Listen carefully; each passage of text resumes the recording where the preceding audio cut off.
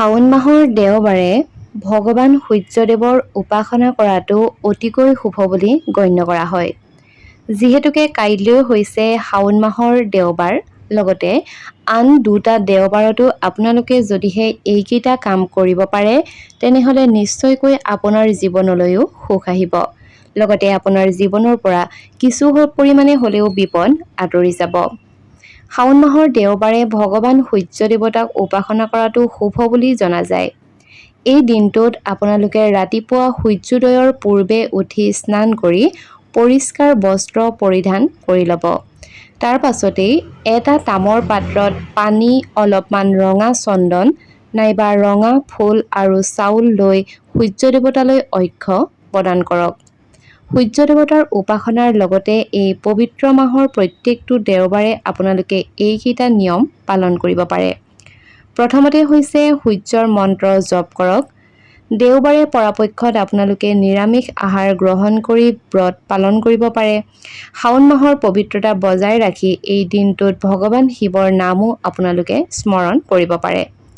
শাওণ মাহত শিৱৰ আৰাধনা কৰিলে বিশেষ ফল লাভ কৰা যায়। এই মাহত পূজা চৰ্চা তথা নানান বিধি পালন কৰিলে ব্যক্তিয়ে বহু গুণৰ অধিক ফল পায়। শিৱপুৰাণত মহাদেৱৰ মাহাত্ম্য বৰ্ণিত আছে। এই পুৰাণ অনুসৰি শাওণ মাহৰ প্ৰত্যেকটো দিনতেই বিশেষ মাহাত্ম্য আছে।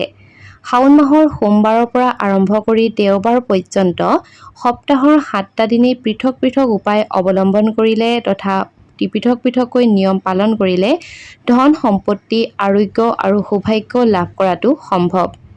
শিৱপুৰাণ অনুসৰি শাওণ মাহৰ সপ্তাহৰ কোনটো দিনত কেনেকৈ শিৱৰ কৃপা লাভ কৰিব পৰা যায় তথা কোনটো দিনত কেনেকৈ পূজা অৰ্চনা কৰিলে শিৱৰ কৃপা আপুনি লাভ কৰিব, বলক আজিৰ এই ভিডিঅ'টিৰ জৰিয়তে জানি লওঁ। শিৱপুৰাণত বৰ্ণিত থকা উপায়ৰ ভিতৰত শাওণ মাহৰ দেওবাৰৰ দিনটোত আপোনালোকে সূৰ্যৰ উপাসনা কৰা উচিত। ইয়াৰ উপৰি দেওবাৰে আপোনালোকে ব্ৰাহ্মণক দান দিয়াৰ বাবেও আটাইতকৈ ভাল দিন বুলি কোৱা হৈছে। ইয়াৰ ফলতে ব্যক্তিৰ সমস্ত পাপ মোচন হয় বুলিও শিৱপুৰাণত উল্লেখ আছে। দ্বিতীয়তে শাওণ মাহৰ সোমবাৰ। শাওণ মাহৰ সোমবাৰটো যিহেতুকে শিৱৰ আৰাধনা কৰাৰ পাছত লক্ষ্মীৰ উপাসনা কৰিব পাৰে। যিহেতুকে শাওণ মাহৰ সোমবাৰটো শিৱৰ আৰাধনা কৰাৰ বাবেই সকলোৱে কৰে নাইবা সকলোৱে শিৱৰ আৰাধনা কৰা দিন বুলি জানে। ইয়াৰ লগতে আপোনালোকে জনা উচিত যে এই দিনটোত আপোনালোকে লক্ষ্মীৰ উপাসনাও কৰিব পাৰে। এই দিনটোত আপোনালোকে ব্ৰাহ্মণসকলক ঘিৰে নিৰ্মিত ভোজন কৰাওক। শাওণ মাহৰ প্ৰত্যেক সোমবাৰে এই উপায় অৱলম্বন কৰা উচিত। ইয়াৰ ফলস্বৰূপে ধন সম্পত্তিৰ সুখ লাভ কৰিব পাৰিব। তৃতীয়তে হৈছে মঙ্গলবাৰ। এই পবিত্ৰ মাহৰ মঙ্গলবাৰৰ দিনটোত ৰোগ মুক্তিৰ বাবে কালীৰ উপাসনা কৰা উচিত। ইয়াৰ ফলত ব্যক্তিৰ ৰোগৰ পৰা উপশম পায়। পৰিয়ালৰ সুখ শান্তি বৰ্তাই ৰখাৰ বাবে শাওণ মাহৰ বুধবাৰে বিষ্ণুৰ উপাসনা কৰিব পাৰে। ব্ৰাহ্মণসকলক আপোনালোকে বুধবাৰৰ দিনটোত দৈৰে তৈয়াৰী খাদ্য খুৱাব পাৰে। দীৰ্ঘায়ু লাভৰ আশাত শিৱৰ প্ৰিয় মাহৰ বৃহস্পতিবাৰৰ দিনটোত দেৱতাসকলক পূজা কৰা উচিত। ব্ৰাহ্মণসকলক এই দিনত আপোনালোকে বস্ত্ৰ দান কৰিব পাৰে। ইয়াৰ উপৰি ঘিউ মিহলোৱা পায়স আৰাধ্য দেৱতাৰ উদ্দেশ্যে দান কৰা উচিত। শাওণ মাহৰ শুক্ৰবাৰে দেৱতাসকলক পূজা চৰ্চা কৰিলে তথা ব্ৰাহ্মণসকলক অন্নদান কৰিলে, মাতৃ স্ত্ৰী তথা ভগ্নীসকলক পোছাক উপহাৰ দিব পাৰিলে, যাৰ ফলস্বৰূপে আপোনালোকে সুখ সাধন ইত্যাদি লাভ কৰিব অৰ্থাৎ বৃদ্ধি পাব। শাওণ মাহৰ শনিবাৰে ৰুদ্ৰৰ পূজা কৰা উচিত। এই পূজাত তিলৰ ব্যৱহাৰ কৰিবলৈ ভুলতো নাপাহৰিব।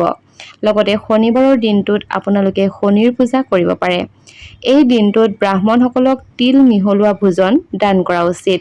ইয়াৰ ফলত দেৱতাসকল প্ৰসন্ন হ'ব আৰু শীঘ্ৰে আপোনালোকে আৰোগ্য লাভ কৰিব। হিন্দু ধৰ্ম আৰু বাস্তুশাস্ত্ৰত দেওবাৰৰ দিনটো ভগৱান সূৰ্যদেৱৰ বাবে উৎসৰ্গা কৰা হৈছে। সূৰ্য হৈছে সকলো শক্তি, পোহৰ আৰু ইতিবাচকতাৰ উৎস। দেওবাৰে সূৰ্যদেৱৰ পূজা আৰু কিছুমান সৰু বাস্তুৰ উপায় কৰিলে ঘৰৰ পৰা নেতিবাচক শক্তিসমূহ আঁতৰ হ'ব আৰু আৰ্থিক সমৃদ্ধি আহিব। তাৰ বাবে শাওণ মাহৰ তথা শাওণ মাহটো হৈছে আটাইতকৈ উত্তম মাহ। দেওবাৰৰ দিনটোত আপোনালোকে কৰিবলগীয়া বাস্তুৰ প্ৰতিকাৰসমূহৰ ভিতৰত প্ৰথমটি হৈছে সূৰ্যক অৰ্ঘ্য প্ৰদান কৰা।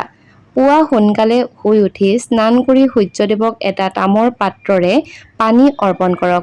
তাৰ পাছতে অকণমান ৰঙা ফুল আৰু চাউল মিহলাই দিলে খুব সোনকালে আপোনালোকে সুফল লাভ কৰিব। দ্বিতীয়তে সূৰ্য দেৱতাৰ প্ৰতীক নাইবা প্ৰতিমূৰ্তি। ঘৰৰ পূব দিশৰ দেৱালত যদিহে খিৰিকী নাইবা পোহৰ অহাৰ কোনো পথ নাই, তেনেহ'লে সেই দিশত আপোনালোকে সূৰ্য দেৱতাৰ ছবি নাইবা তামৰ সূৰ্য লগোৱাটো বাস্তুৰ মতে অত্যন্ত শুভ। ই আপোনাৰ ঘৰৰ পৰা বাস্তুৰ দোষ আঁতৰাব। দেওবাৰৰ দিনটোত ঘৰৰ মূল দুৱাৰ পৰিষ্কাৰ ৰাখক। বাস্তুৰ মতে ঘৰৰ মূল দুৱাৰ সদায় পৰিষ্কাৰ আৰু ধুনীয়া কৰি ৰাখিব লাগে।